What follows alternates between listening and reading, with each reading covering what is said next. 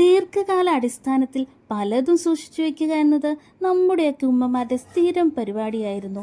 ഉപ്പിലിട്ടോ വെയിലത്തുണങ്ങിയോ അച്ചാറാക്കിയോ അങ്ങനെ സൂക്ഷിപ്പുകളുടെ ഒരു കൂമ്പാരം തന്നെ ഉണ്ടാവും അടുക്കളയിലും പത്തായത്തിലും. എന്തിന് അരിക്കലത്തിലും കട്ടിലിനടിയിലും വരെ ഇത്തരം സൂക്ഷിപ്പുകളുടെ ബാക്കി പത്രങ്ങൾ കാണാറുണ്ട്. എന്നാൽ ഇതിലെ രസം എന്തെന്നാൽ വായ്ക്ക് രുചി കൂടുതലുള്ള എന്തെങ്കിലും ഒന്ന് അക്കൂട്ടത്തിലുണ്ടെങ്കിൽ നമ്മൾ കുട്ടികൾക്ക് ദീർഘകാലം എന്നത് 1-2 ദിവസമായി മാറും. അക്കാലത്തു നിന്നും അതിനു മാത്രം ഒരു മാറ്റവുമില്ല. വീട്ടിലുണ്ടാക്കുന്ന അച്ചാറുകൾ മിതമായ അളവിൽ കഴിക്കുന്നത് ദഹനം മെച്ചപ്പെടുത്താൻ ഏറെ സഹായകമാണ്.